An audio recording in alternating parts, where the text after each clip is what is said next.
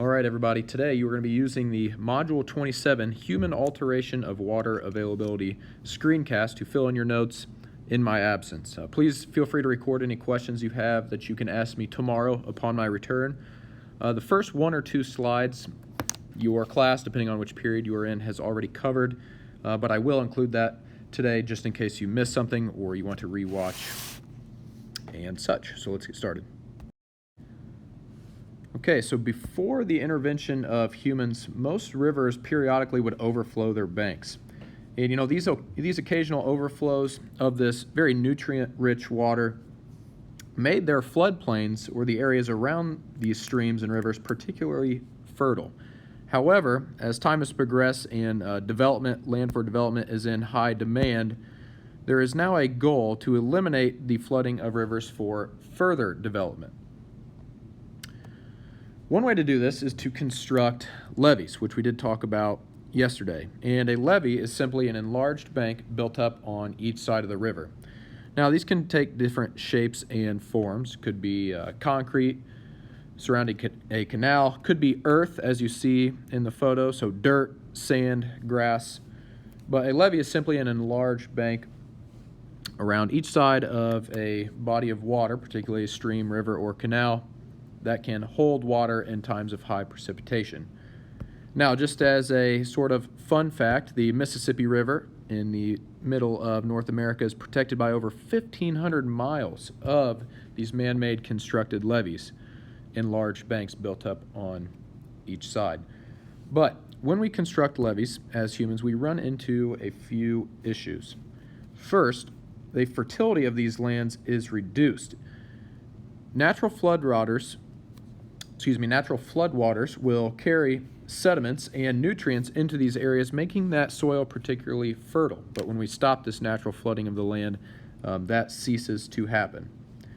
Secondly, because the sediments do not actually leave the river and deposit in that surrounding floodplain, they are carried further downstream and settle out where the river will enter the ocean, causing issues in that area.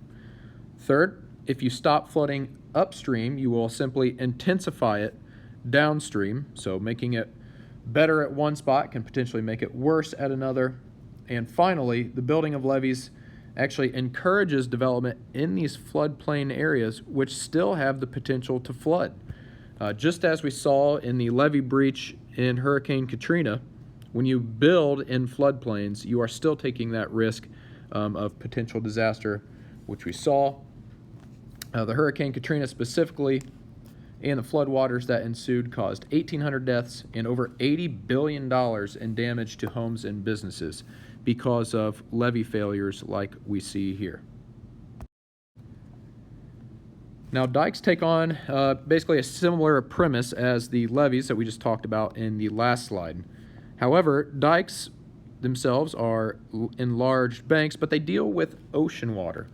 Okay, they prevent this salt water from flooding adjacent lands like we see here in the photo. You can see this enlarged bank not allowing that seawater to breach and flood that land there, as we see. Now, particularly, we think of the Netherlands in this example.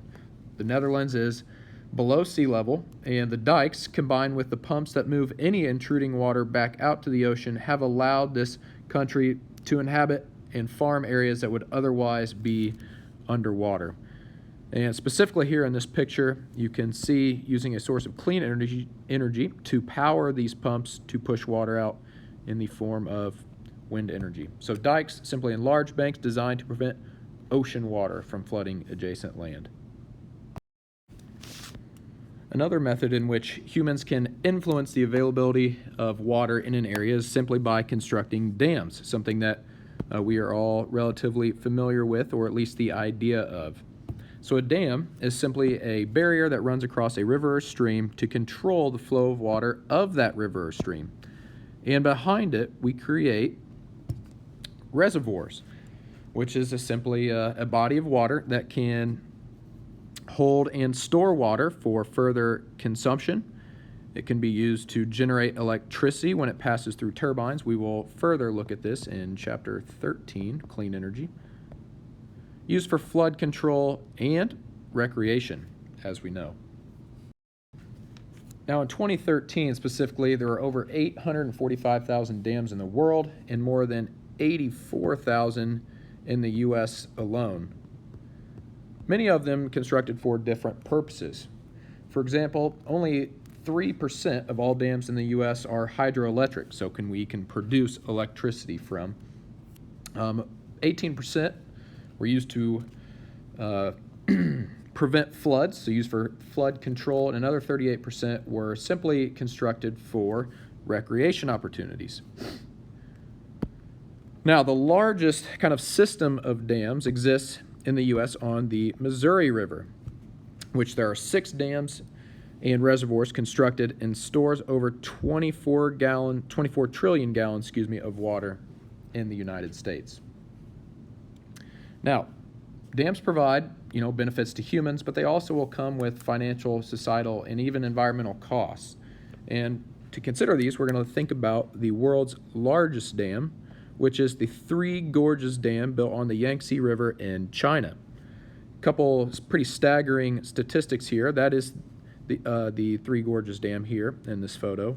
It's over 1.3 miles wide, 610 feet high, and the reservoir that extends behind it is over 410 miles long. So we are going to talk about the consequences of having a reservoir like this on the next slide. So dams, barriers that run across a river or stream to control the flow of water, creates a reservoir behind it, and we can see these uses here. Now, with many human interactions with the environment, we're going to have pluses and we're going to have minuses, costs and benefits. A couple benefits of the Three Gorges Dam specifically is that it does generate a large amount of hydroelectric power. Okay, very clean, and it reduces the extraction and use, burning of fossil fuels. In addition, the dam also helps prevent the seasonal flooding that damages downstream cities and villages and even killed over 1 million people in the last 100 years. So we're going to have clean energy and flood prevention.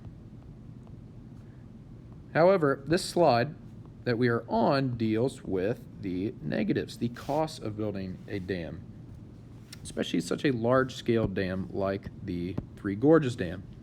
Now, first of all, we can think about, in terms of costs, the simple consumption of energy and materials to build the dam. Projects on such a large scale may displace many people as well. So you think about the reservoir that was formed behind the Three Gorges Dam, 410 miles long. Approximately 1.3 million people had to relocate because of that reservoir that formed behind the dam. So a lot of people that were displaced because of this. Now, one of the most common environmental problems associated with dams is the interruption of natural flow of water, into which many of its organisms, its natural inhabitants, are adapted to. And when we think about this, we can think about salmon particularly, and the insurmountable obstacle, aka the dam, for fish that migrate up rivers and streams.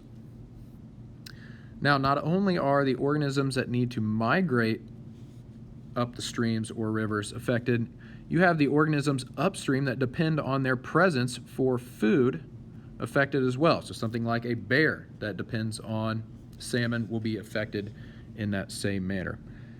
Now, to alleviate the problem, dams or fish ladders have been constructed on dams, which are built like pretty much a set of stairs with water flowing over them. They've been added to some dams. What this allows to do is the migrating fish can swim up the fish ladders and reach their traditional breeding grounds. On that same note, many fish, millions of fish specifically, are killed by not only the turbines each year, but their fish are also impacted when water is released from the dam to generate electricity. Passing millions of gallons of water through the spinning turbine will kill millions of fish each year. And finally, a more specific environmental issue is number 5. First semester, we talked about our selected species. They are very opportunistic in their population growth and establishment. When you have species downstream that are simply dependent on flooding to kind of knock out those heavily established species so they can move in, they are going to be reduced in population over time. When you don't flood, when you don't knock out, open up some opportunity for these opportunistic species, their populations are going to be negatively affected as well. Okay, moving on to another way in which humans can influence the flow, the direction, the use of our available surface water. And on this slide, we're going to deal with aqueducts, something that we should all maybe at least be familiar with or have a picture in our mind. Okay, so while dams are designed to hold water back and store it, we often need to actually move water from a place where it is prevalent to a place where it is needed. So specifically, we have aqueducts, which are canals or ditches used to carry water from one location to another. So you can simply think we are going to move water from a lake or river, someplace where it is prevalent, to a place where it is not so prevalent and they can benefit from it. Now, many modern aqueducts are simply concrete canals or steel pipes, so they can be above ground, think concrete canals, or even below ground.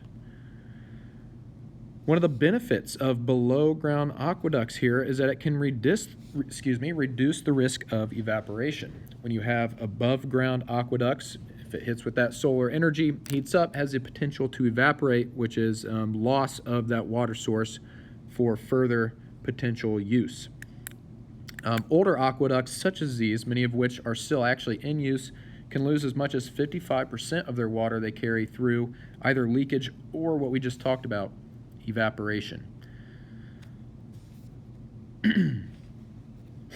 Now, in the United States, two of the largest cities we have are New York and Los Angeles, and these cities heavily depend on aqueducts to actually fulfill their water needs.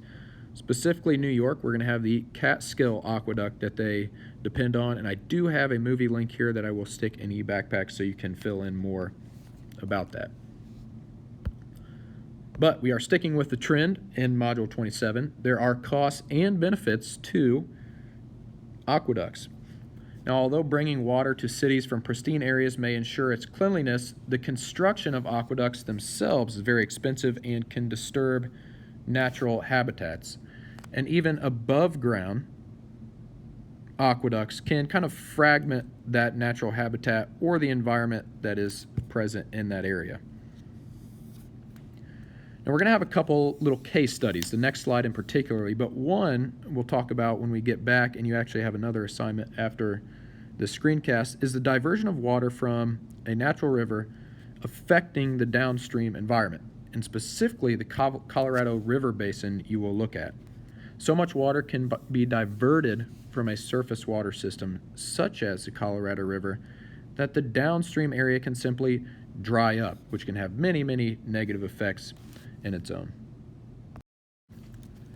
One of the most infamous river diversion projects happened in the 1950s in the Soviet Union. Okay, within the Soviet Union, they diverted two rivers that fed the inland sea, the Aral Sea, which you can see down here in the leftmost picture. Now, the Aral Sea was originally the fourth largest lake in terms of surface area in the world, so it was very, very large. It was in Central Asia. Now, what these rivers did was it fed fresh water into the Aral Sea, which reduced the salinity. It was an inland sea, so it did have salt water, and when you stop or you reduce the amount of freshwater input, the salinity is going to rise. So initially, the fish populations were destroyed. But over time, the withdrawals of water caused the Aral Sea to actually split into two parts, which you can see here in these bottom diagrams. The first one was representation from 1960, second was 99, and then 2012, we see the effects of this water diversion, split into two parts, the North Aral Sea, and the South Aral Sea. Now, all efforts to actually save the South Aral Sea have proved too expensive for the area and actually have been abandoned. So without this input, the South Aral Sea continues to decline and is predicted to be completely dry within 10 years, all stemming from the 1950s project of water diversion in the Soviet Union. You can see that dramatic effect over time there. So aqueducts can be very detrimental depending on how much water you divert from them. And like I said, you will be looking at the Colorado River Basin here when you are finished with the screencast. There have been advancements in technology, finally, that allows humans to cost-effectively obtain fresh water from salt water. And this process in general is known as desalination. Now, it used to be very expensive. Actually, this first process we'll talk about used to be very expensive. And if you are a poor country in an arid region, such as a country in the Middle East, it would not be very cost effective. It wouldn't be very attainable to actually use desalination to get fresh water from salt water. But technological advances have reduced the costs and is becoming very prominent, or more prominent, I should say. So we have two methods here. We have distillation. And this one you can picture pretty well in your mind because it is simply boiling salt water, and the resulting water vapor, which is a form of fresh water, is captured and condensed into pure, usable water. Okay, this process we can see here in the top right of your screen. So the seawater will flow into the chamber. The heating element will actually heat the water until it boils, creating steam. The cool seawater in the condensing coil causes the steam to condense, and the salt-free water will flow out of the chamber. And the brine, or the very salty water, flows out of the chamber as well. Okay, so distillation, boiling the salt water, obtaining that water vapor, and condensing it into pure water. Secondly, we have reverse osmosis. Reverse osmosis is the process of taking salt water and forcing it through a very thin, semi-permeable membrane. A semi-permeable membrane is basically a membrane that allows some things through and others not to pass through. So when you force salt water through the membrane, the salt and any molecules in it, compounds in it, will actually be stopped by that membrane, and fresh water will be pushed through. But once again, we're going to have kind of a waste liquid left behind called brine. And brine has proved to be very troublesome. It has an extremely high concentration of salt. It cannot be deposited on land because of the potential to contaminate soil, harming plant life, potentially animal life, and if dumped into a bay or coastal area, it can also harm fish and other aquatic life in that area. So right now, humans really only have the option to take it to the open ocean and dump it there and simply try to forget about any of the consequences that may occur out there. But as we push into times where water may become more scarce, we have to think about desalination and the purification of water via distillation and reverse osmosis.